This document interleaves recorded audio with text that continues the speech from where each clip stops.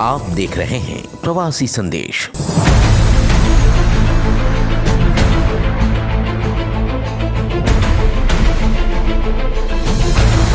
मुंबई के पूर्व police commissioner Parambir Singh की तरफ से दायर PIL पर बंबई हाईकोर्ट ने फैसला सुनाते हुए अनिल देशमुख के खिलाफ सोमवार को CBI जांच के आदेश दिए। बंबई हाईकोर्ट के इस आदेश के बाद देशमुख ने महाराष्ट्र के गृह मंत्री पद से अपना इस्तीफा मुख्यमंत्री उद्धव ठाकरे को सौंप दिया। सूत्रों के मुताबिक अब राज्य का अगला गृह मंत्री पद का चार्ज दिलीप वलसे पाटिल को सौंपा गया। इसके साथ ही दिलीप वलसे पाटिल के पास जो एक्साइज मिनिस्ट्री थी वह अजीत पवार को दी जाएगी। महाराष्ट्र के CM को दिए अपने इस्तीफे में अनिल देशमुख ने कहा कि बंबई हाईकोर्ट के आदेश के बाद उनका पद पर बने रहना नैतिक रूप से ठीक नहीं होगा। जबकि NCP नेता और राज्य सरकार में मंत्री नवाब मलिक ने कहा, हाईकोर्ट के आदेश के बाद गृह मंत्री अनिल देशमुख ने शरद पवार और अन्य पार्टी नेताओं से मुलाकात की। उन्होंने कहा कि वे इस पद पर और आगे नहीं बने रहना चाहते हैं। वे CM को इस्तीफा देने के लिए गए हैं। पार्टी ने CM से अनुरोध किया है कि वह अनिल देशमुख का इस्तीफा स्वीकार कर ले। राज्य के गृह मंत्री अनिल देशमुख जी पार्टी के राष्ट्रीय अध्यक्ष आदरणीय पवार साहब से मिले। उन्होंने इच्छा जाहिर की कि अगर CBI जांच कर रही है तो मैं इस्तीफा देना चाहता हूं, जिसे पवार साहब ने हाँ कहा और गृह मंत्री मुख्यमंत्री महोदय के पास इस्तीफा देने के लिए गए हैं और निश्चित रूप से मुख्यमंत्री उसे स्वीकारेंगे। इससे पहले जो आरोप लगाए गए उस पर राज्य सरकार ने न्यायिक जांच के लिए समिति गठित की थी। पहले दिन से हमारा ये मानना था कि इसमें किसी भी प्रकार का तथ्य नहीं, लेकिन न्यायालय का आदेश है, उसका सम्मान होना चाहिए। CBI जांच कर रही है और स्वयं गृह मंत्री जी ने कहा कि मैं पद पर रहना नहीं चाहता हूँ, इससे उन्हें अनुमति दी गई और वो राजीनामा देने के लिए मुख्यमंत्री महोदय के कार्यालय गए हैं।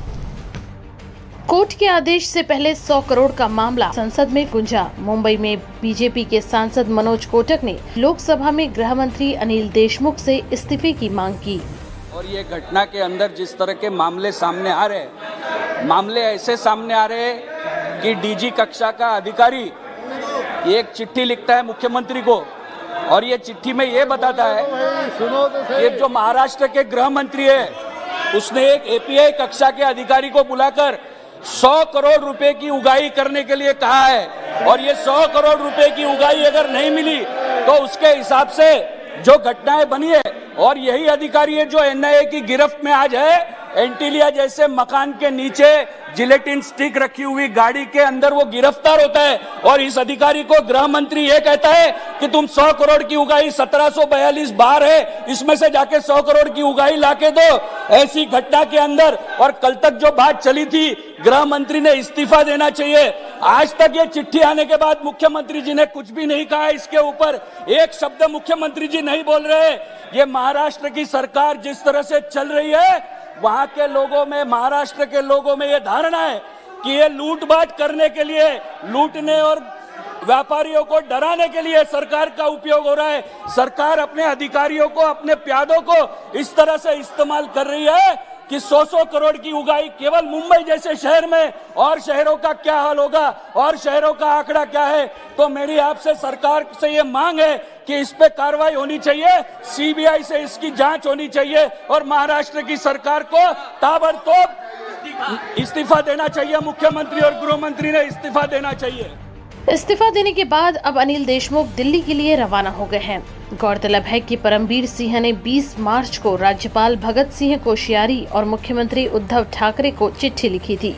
इस चिट्ठी में उन्होंने कहा कि महाराष्ट्र के गृह मंत्री अनिल देशमुख ने पुलिस अधिकारी सचिन वाजे को बार और रेस्तरां से 100 करोड़ रुपए जुटाने को कहा था। प्रवासी संदेश के लिए शुभम पांडे की रिपोर्ट।